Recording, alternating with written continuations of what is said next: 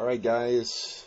Coach Brian. At practice on Wednesday, we're going to get more into our zone defense. And we didn't really get to practice it too much the way I wanted to Monday because we didn't have the center court. But we will on Wednesday, and we're definitely going to do it because if we're going to run this defense, like I said, it's a little bit easier, but there's still a lot you got to know. Otherwise, you're still going to get beat bad. So I found this video, which I'm going to post the link to this video in the description below here, so you can go back and watch it. But I'm just going to go through it really quick. The video is only less than 2.5 minutes long. Okay, so let's just go through this and see if I can just commentary a little bit on it. Okay, I want to talk to you about how the... Okay, so first let's just talk about how they're set up here. So this is a 2-3 zone. You can see you got two guys here. The guys in gray are in defense. So you got these two guys here at the top of the free throw line. Okay, this area right here, this is called an elbow. So you got one elbow here, and here's the other elbow where the free throw line meets the lane. Okay, and then you got three across. So instead of having two, then one in the middle, and then two down low, they've just got two and then three across. So these three guys are all lined up together. You can see the block down here. So looks like they're just above the block. Okay, so that's how they're setting up. And you can see they got 5 offensive players.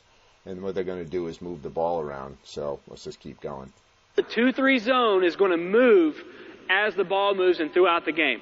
Okay, so you hear the coach said, the zone has to move when the ball moves. Now, what does that sound like, guys?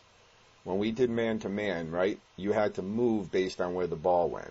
Okay, so like I said the other night, even if we run this defense, guys, you still have to be able to, adjust to where the ball is, okay? All right, you're not chasing a man around, but you still got to be able to move based on where the ball is. First of all, the most important thing is somebody's got to guard the ball. As the ball comes down the floor, one of our defenders is going to say, I got ball. Okay, you hear what he said? Somebody's got to guard the ball. When the offensive player comes down the court and starts to get into our area, one of these guys up top has got to go get him. So do you hear him? I got ball, okay? As I'm talking about you guys talking to each other, okay? So this guy is going out to challenge this guy who's got the ball. I got ball, okay? Notice the position he's in. He gets down in his stance. So you guys think that I'm just like saying things for the sake of saying it, right? So there he is down in stance. He's right in front of him, right? He's about an arm's length away from him, and he's watching this guy up close. Let's the rest of our team know that that's his man for right now, okay? That's going to be important for the rest of our defensive possession. Okay, so we got the ball here. Now we're going to go ahead and pass it. So take 2 dribbles this way and kick it right here. Okay? Now if you... Okay, see, he takes 2 dribbles and he passes it. So now the ball is with this guy. You'll see our other high guy is going to come over here and guard the ball. Actually, turn your feet just a little bit. We're going to shade him towards the baseline. We always want to force to the baseline. We never want to force to the middle. Okay. So now, of course, this guy's got the ball. He's kind of in this guy's zone, so now he's covering. And now, remember when we practice with man-to-man, right? So this guy who's way far away from it, he doesn't need to be worrying so much about this guy. Look how he's got his body turned, right? He can see the ball, right? He's looking over here. He can see the ball, yet he can still see this guy. So remember when I said there's a lot of aspects, a lot of this is like man-to-man, okay? And notice the rest of these guys. So he's playing off of him now, and then these two guys, you still got one guy covering the middle, okay? One guy always, always, always has to stay in the middle, okay? In this case, it's this guy. And then this guy is out a little bit. Again, playing off this guy a little bit. He doesn't want to go over there and just cover this guy really tight. He doesn't need to, right? Because he's not doing anything from out here. He's outside the 3-point line.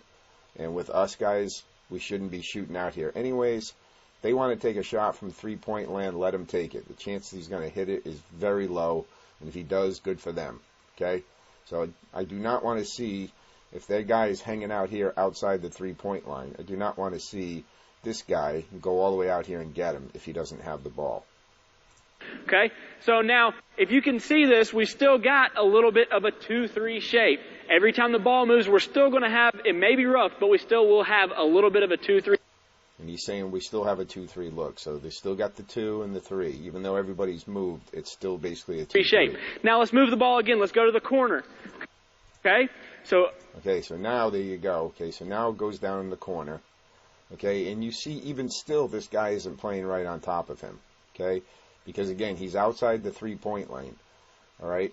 And I want you guys to remember this. If it goes down here, if this guy is outside the 3-point circle, you do not need to play right on top of him. And why?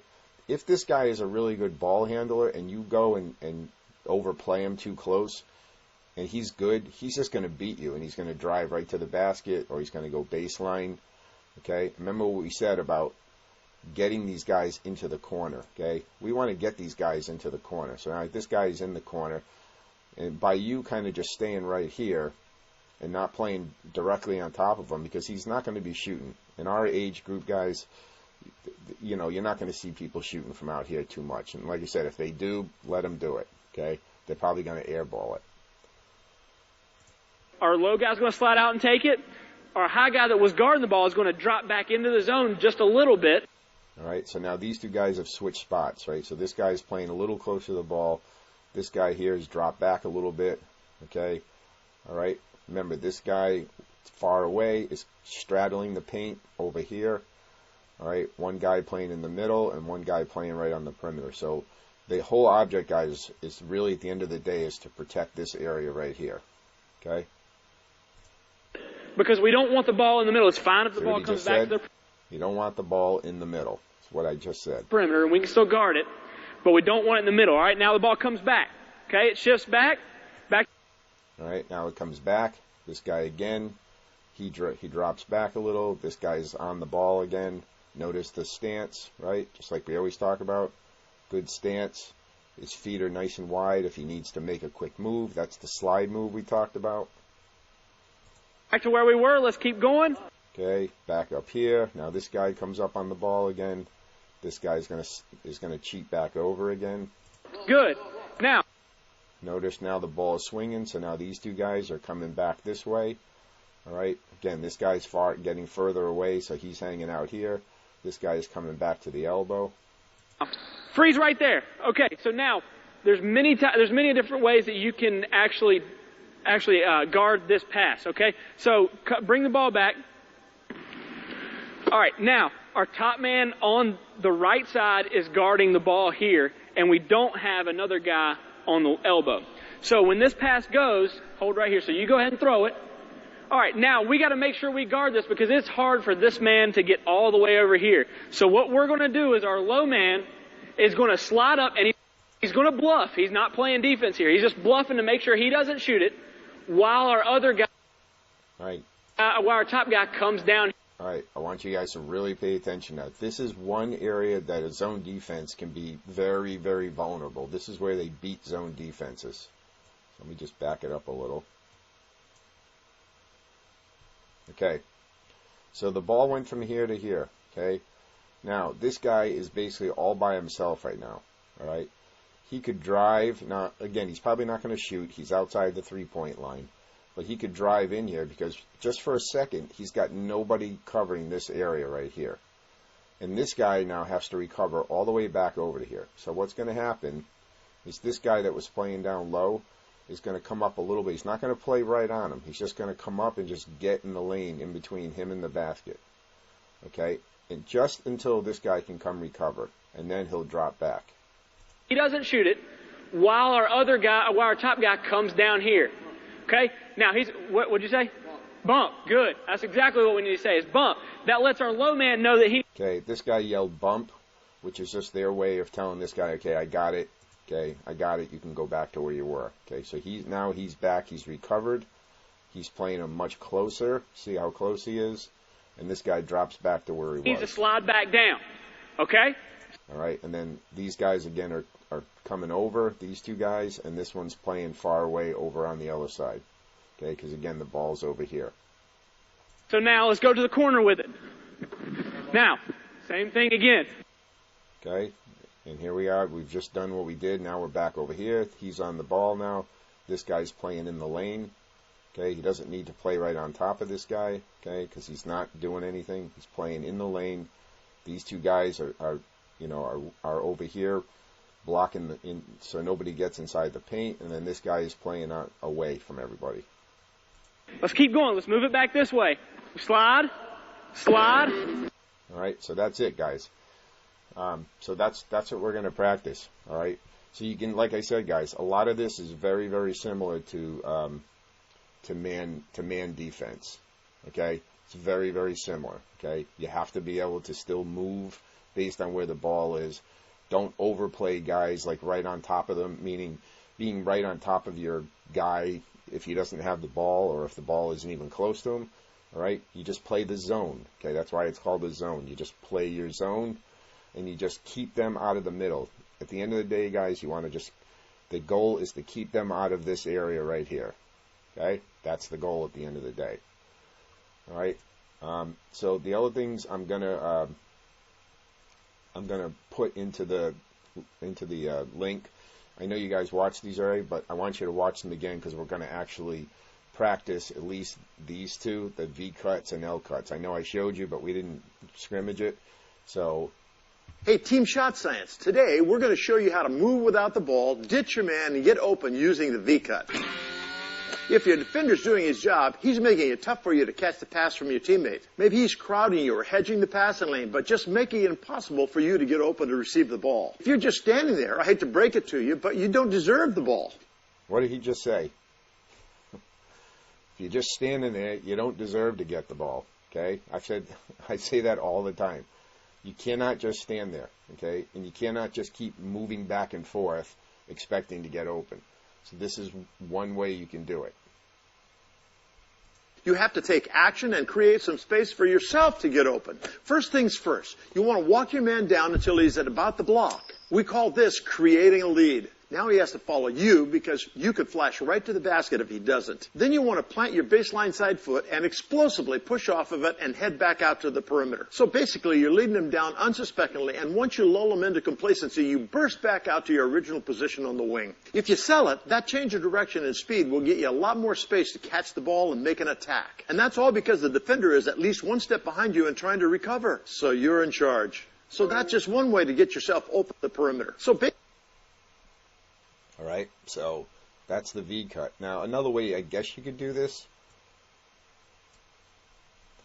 Now, he walked this guy down and then popped back out this way, right? So he walked him in towards the basket because this guy thinks he's going to the basket to get a pass. So he follows him down, and then he plants his foot hard, okay? He plants his foot hard and then pops back out. I suppose you could do it the other way where you walk out, but you'd have to hope he follows you. Where you walk, instead of walking in towards the basket, you'd walk out. He follows you, then you plant your outside foot here, right? You plant your foot hard here and then run back in and try to get a pass inside. I actually would rather have that because this is a much better high percentage shot over here than getting the ball out here and then either trying to take a long jump shot or being able to pass or dribble outside here. So you could do the V cut either way, okay? This obviously is going to get the defense more worried if you walk towards the basket because they think you're going in to get a pass. But like I said, you could probably, walk out, walk him out. Hopefully he follows you a little bit if he's playing you really tight. Plant your foot hard here and then cut back to the basket, give him a hand signal, and try to get the pass as you're in motion right to the basket, okay? And then the other one we'll do is the L cut. Hey, Team Shot Science, here's another way to get yourself open and available to catch the pass on the perimeter. This one's called the L cut. So if your defender's all over you and you've already used the V cut on them enough times for them to pick up on it, you might want to throw in this L cut option. Start off down in the block area for this one, and you want to create your lead by walking them up to about the free throw line. This is when you explosively plant your foot nearest the defender and drive yourself laterally 90 degrees out to the wing position. We also suggest giving them a little love bump as you explode away from them. Nothing nasty, just a little contact to get their... All right, and I told you guys that, give them bumps, get that separation.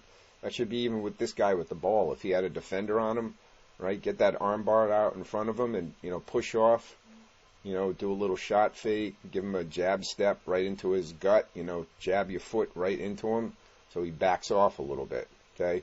All while you're protecting the ball, of course, keeping the ball away from the guy so he's not reaching in and grabbing it, okay?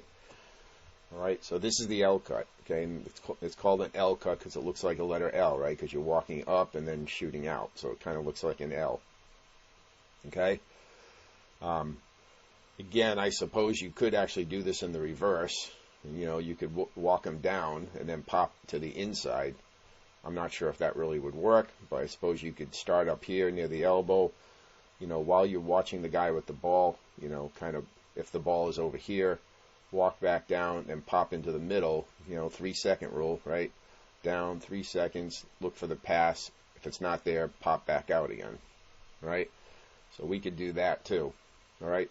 So L cuts and V cuts, all right? So just think about ways to get open. And again, we have to get this guy to make sure that he is able to make a good pass. Because you might be able to get open all you want. If this guy doesn't know how to protect the ball and how to get away from the defender, it's not going to really matter. So, all right, so I'll leave those links again in the description, guys.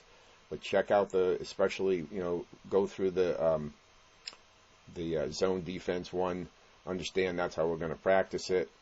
And, you guys should be able to hopefully get that down. All right? That's it, guys. I will see you at practice. Thanks.